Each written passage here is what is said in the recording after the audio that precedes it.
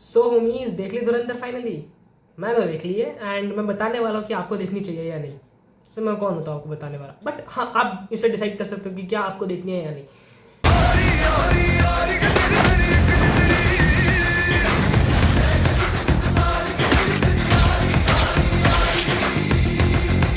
तो ऐसा करते हैं, डायरेक्ट इसको मैं नेगेटिव एंड पॉजिटिव्स में ही लेके चलता हूँ, क्योंकि आई गेस इसका प्लॉट, इसकी स्टोरी बताने की तो मेरे को ज़रूरत है नहीं, क्योंकि हम ऑलरेडी सीक्वल की बात कर रहे हैं एंड धुरंधर के बारे में वैसे ही कितने कम लोग होंगे जिनको नहीं पता होगा। सो सबसे पहले मैं स्टार्ट करना चाहूँगा मूवी के पॉजिटिव एंगल से।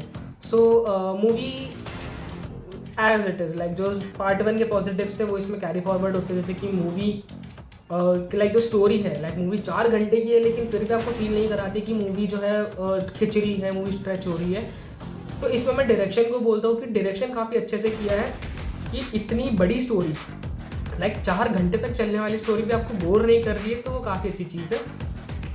सेकेंड नंबर का पॉजिटिव पॉइंट होगा इस मूवी के एक्टिंग परफॉर्मेंसेस। देखो पार्ट 1 के अंदर तो अक्षय खन्ना ने सबको ओवरशैडो कर दिया था, लेकिन यहाँ पे Ranveer Singh as an actor shine करता है। लाइक आप जब देखते हो ना रणवीर सिंह को, तो उसमें अलग अलग शेड्स दिखते हैं आपको।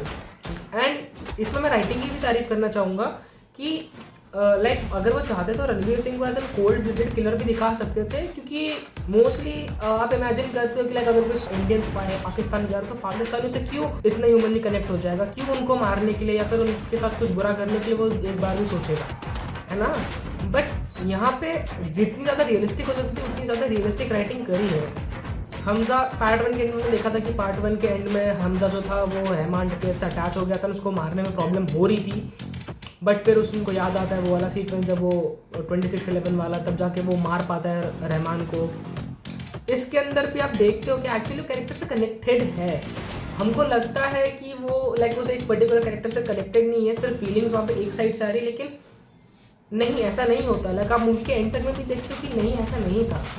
हमजा की जो फीलिंग्स है दूसरों को लेके वो एग्जिस्ट करती है, बट वो उतना शो नहीं कर सकता। एंड एज एन ऑडियंस हम भी वो चीज़ नहीं देखते क्योंकि हमारे सामने इतना कुछ चल रहा है कि हम हमजा की जो लाइक इमोशनल डेप्थ है, इमोशनल लेयर, हम उसको थोड़ा बहुत ओवरलुक कर देते हैं। अब अगर एक और पॉजिटिव पॉइंट की बात करनी हो तो वो है मूवी का लाइक सिनेमाटोग्राफी एंड म्यूजिक, में दोनों को साथ में इंक्लूड करना चाहूँगा, क्योंकि मूवी पार्ट 1, क्योंकि ये सारी चीज़ें जो है ना जो पॉजिटिव्स है मूवी के, वो मोस्टली पार्ट 1 से बड़े सिमिलर थे। क्योंकि पार्ट 1 भी दिखने में अच्छी थी, सेट्स काफ़ी रियल थे, ये वाली भी दिखने में काफ़ी अच्छी है, सेट्स काफ़ी रियल है। इनफैक्ट इसमें तो ज़्यादा सेट्स की जरूरत भी नहीं, क्योंकि मूवी लियारी से बाहर निकल जाती है। कि पार्ट 1 तो पूरा लियारी के अंदर था, ये तो लियारी से बाहर ही निकल गई है पूरी मूवी। लेकिन एक्चुअली मूवी जो है ना अच्छी है, but the main problem lies with in कि धुरंधर 1 ने जो एक्सपेक्टेशन सेट कर दी है ना, वो एक्सपेक्टेशंस को मैच करना धुरंधर 2 के लिए ही बहुत बड़ी बात है, बहुत बड़ी प्रॉब्लम है ये। क्योंकि अब मैं नेगेटिव्स पर स्टार्ट करूँ कि नेगेटिव्स मेरे को ज़्यादा लगे, एंड पॉजिटिव जो है, पॉजिटिव्स की हर कोई बात करेगा, मैं एक्चुअली नेगेटिव्स पर ज़्यादा बात करना चाहूँगा। क्योंकि सीधी बात है, मूवी ख़राब नहीं है, मूवी एक्चुअली बहुत ज़्यादा अच्छी है। लेकिन अगर कोई मेरी वीडियो देख के धुरंधर द रिवेंज देखने जा रहा है, so I need to make sure कि वो बंदा अपने एक्सपेक्टेशंस मैनेज करे, क्योंकि मेरी नहीं थी तो मेरे को डिसअपॉइंटमेंट मिली है मूवी से। सबसे पहले अंडरवेलमिंग एस्पेक्ट था मूवी का, वो थी कि जसीरत की बैक स्टोरी। लाइक जो पूरा पोर्शन था वो लाइक मूवी स्टार्ट ही उस पॉइंट से होती है कि जब वो अपनी बैक स्टोरी बता रहा होता है, एंड आपको स्टार्टिंग में बताया नहीं जाता कि क्या हो रहा है, क्यों हो रहा है। आप स्टार्टिंग में एक मैसेकर देख रहे हो एंड आपको बस एक हल्की सी हिंट दी हुई है कि हाँ, नहीं स्पॉइलर हो जाएगा, बट आपको एक हल्की सी हिंट दी हो रही है कि ये क्यों कर रहा है।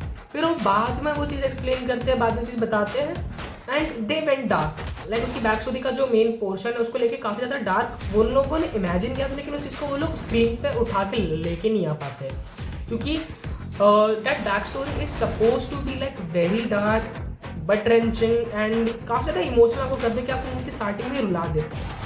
उस हिसाब से उसको लिखा गया था, उतनी डार्क उसको बनाया गया था, लेकिन जब आप उसको देखते हो ना तब उसको फील नहीं कर पाते। लाइक उसके पीछे का जो इमोशन है वो फील नहीं कर पाते। इनफैक्ट वो जो ट्रेलर में सीन था जिसमें लाइक जसीरत जा रहा है, कोई दरवाज़ा खोल रहा है, उसका लाइक जो उसका रिएक्शन है काफ़ी ज़्यादा मतलब अलग सा लग रहा है। वो सीन से मुझे उम्मीद थी कि शायद यहाँ पे कुछ हो, लेकिन वो सीन भी जब आता है तो उसको भी थोड़े अलग वे में उन्होंने निकाल दिया, तो वो फील नहीं होती है वो चीज़ धुरंधर की बैक स्टोरी के अंदर। सो एक तो बैक स्टोरी मेरे लिए अंडरवेलमिंग एस्पेक्ट था।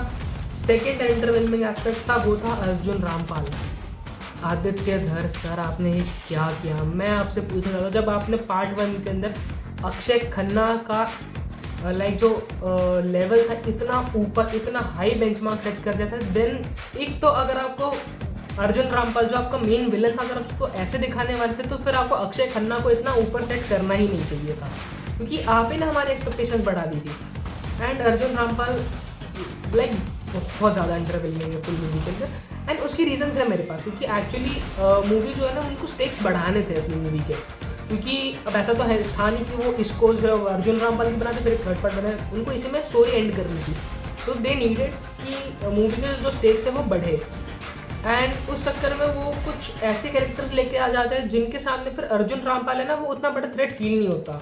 ऑफकोर्स मैं बड़े साहब की बात कर रहा हूँ, क्योंकि वो कैरेक्टर मतलब जिस कंडीशन में उसको दिखाया गया है बड़े साहब को, वो उतना थ्रेटनिंग नहीं है, लेकिन उसके आगे आप देखते हो कि अर्जुन रामपाल का जो मेजर इकबाल है उसका ऑरा बोलना सही होगा, लेकिन उसका ऑरा, उसका जो वो टेरर है वो ख़त्म हो जाता है उस कैरेक्टर के आने के बाद। एंड जब एंड में जो भी चीज़ें होती है उसमें आपको बिल्कुल भी एक बार भी चीज़ की टेंशन नहीं होती कि ओ शिट इसको पता चल गया अब क्या होगा।